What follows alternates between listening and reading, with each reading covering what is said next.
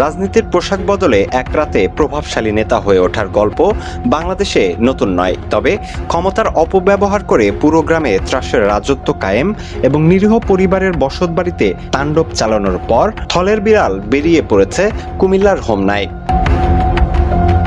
উপজেলার আসাদপুর ইউনিয়নের ঘনিয়ারচর গ্রামে ঐতিহ্যবাহী পাঠানবাড়িতে এক দুর্ধর্ষ হামলা, ভাঙচুর ও প্রকাশ্যে লুটপাটের ঘটনায় এলাকায় তীব্র আলোচনার সৃষ্টি হয়েছে।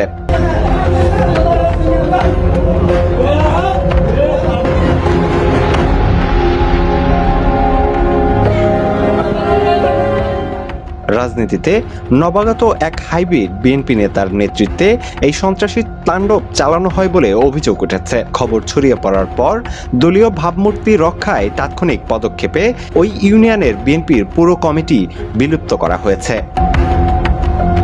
ঘটনাটি গড়িয়েছে থানা পর্যন্ত। মামলা দায়ের করা হয়েছে দ্রুত বিচার আইনে। এজাহার ও ভুক্তভোগীদের সাথে কথা বলে জানা যায়, গত 18 জুন সকালে ঘনিয়ারচর গ্রামের পাঠানবাড়িতে অতর্কিত এই হামলা চালানো হয়। আসাদপুর ইউনিয়ন বিএনপির সাবেক সাংগঠনিক সম্পাদক শাহজালালের নেতৃত্বে একদল সশস্ত্র সন্ত্রাসী দেশীয় অস্ত্রশস্ত্রে সজ্জিত হয়ে একযোগে ইকবাল পাঠান, মরহুম ইসমাইল পাঠান, মজিব পাঠান, বাবুল পাঠান, সিরাজুল পাঠান, মকবুল পাঠান, মিন্টু পাঠান, নাসির পাঠান ও কালাম পাঠানের বসতবাড়িতে হামলা চালায়। এলাকাবাসীর দাবি, হামলাকারীরা আতঙ্ক সৃষ্টি করতে বেশ কয়েক রাউন্ড গুলি বর্ষণ করে, বাড়িঘরের আসবাবপত্র ও ইলেকট্রনিক্স সামগ্রী ভাঙচুর করে এক নারকীয় পরিবেশ তৈরি করা হয়।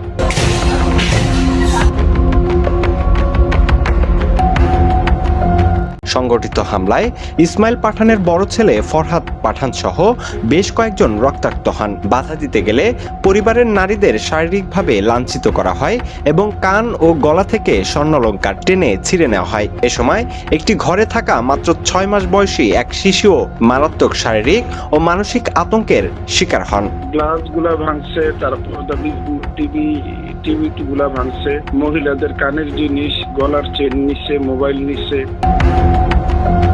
ভাঙচুরের পাশাপাশি চলে ব্যাপক লুটপাট। নগদ টাকা, স্বর্ণ অলংকারের পাশাপাশি ফ্রিজে থাকা মাছ, মাংস এবং সিরাজুল পাঠানের বাড়ি থেকে 2টি গবাদি পশু ও মোবাইল ফোন পর্যন্ত ছিনিয়ে নিয়ে যায় সন্ত্রাসীরা।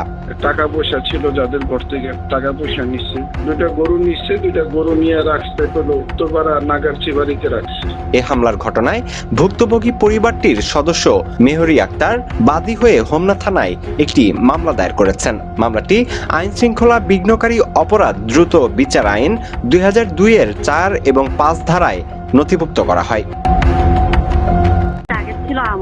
হুমকি দামকি দিতেছে, বলতেছে হাত পা গাইতে লাগবো, ওরা আবার লোক ভাড়া করে নিয়ে আসবো, আবার মাইকিং করবো। কারণ আমরা রাস্তা বানানো আপনি নিরাপদ মনে করি না, এমন একটু আতঙ্কে ছিঁড়ে আমরা আছি।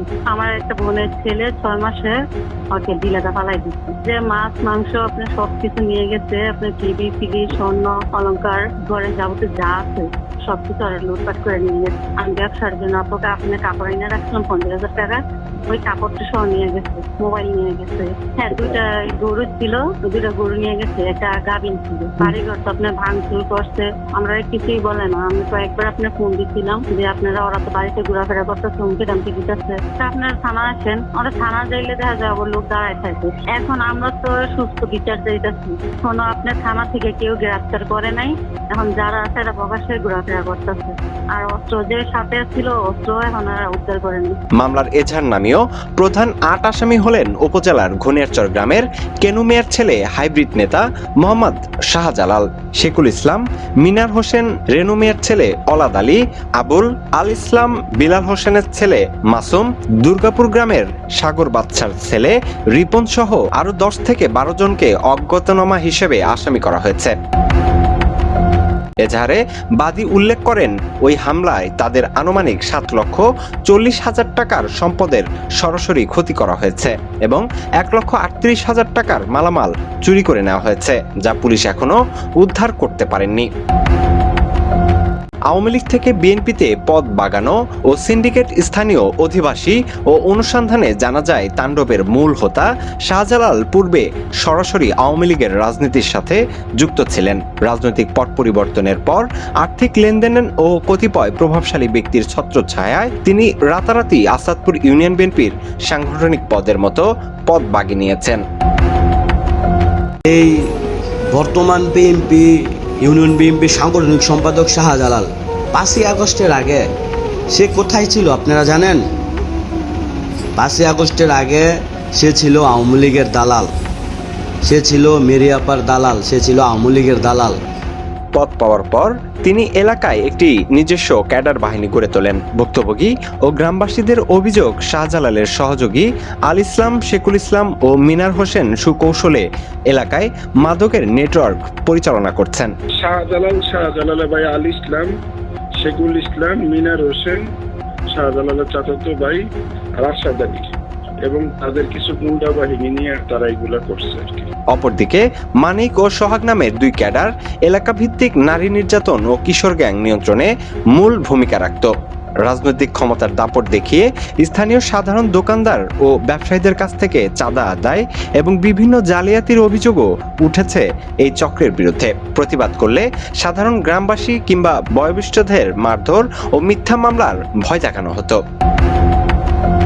দলের নাম ভাঙিয়ে সন্ত্রাসী তাণ্ডব ও হাইব্রিড নেতার এমন অপকর্মে ক্ষোভে ফেটে পড়েন স্থানীয় ত্যাগী বিএনপি নেতাকর্মীরা।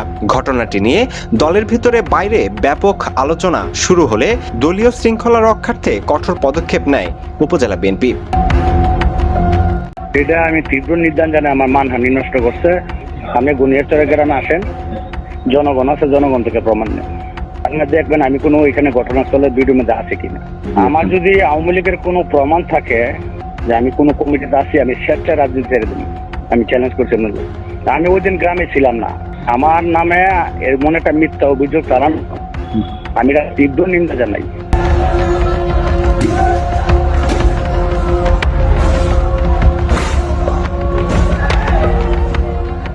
গত 20 জুন হোমনা উপজেলা বিএনপির সভাপতি আলহাজ মোহাম্মদ মহিউদ্দিন এবং সাধারণ সম্পাদক মোহাম্মদ মোজাম্মেল হক ভিপি মুকুল যৌথ স্বাক্ষরিত এক বিজ্ঞপ্তিতে আসাদপুর ইউনিয়ন বিএনপির পুরো কমিটি বিলুপ্ত ঘোষণা করেন। ত্যাগী নেতাকর্মীরা দলের এই সিদ্ধান্তকে স্বাগত জানিয়ে চিহ্নিত অপরাধীদের দ্রুত গ্রেফতারের দাবি জানিয়েছেন।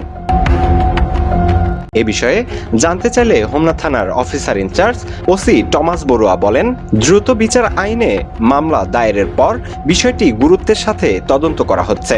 তদন্তের দায়িত্বে রয়েছেন এসআই মোহাম্মদ আনিসুদ্দিন।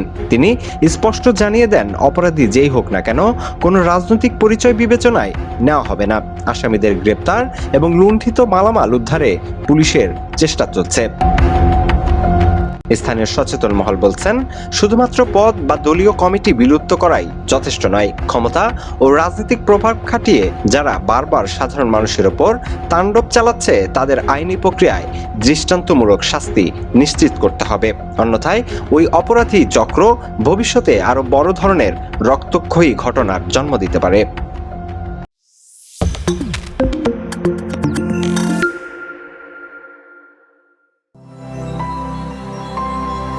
হোমনা টিভি, সত্য প্রকাশের অনুসন্ধানে।